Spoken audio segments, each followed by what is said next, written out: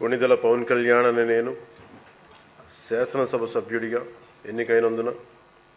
శాసనం ద్వారా నిర్మితమైన భారత రాజ్యాంగం పట్ల నిజమైన విశ్వాసం, విధేయత చూపుతానని, భారతదేశ సార్వభౌమాధికారాన్ని, సమగ్రతను కాపాడుతానని, నేను స్వీకరించబోయే కర్తవ్యాన్ని శ్రద్ధాశక్తులతో నిర్వహిస్తానని దైవ సాక్షిగా ప్రమాణం చేస్తాను.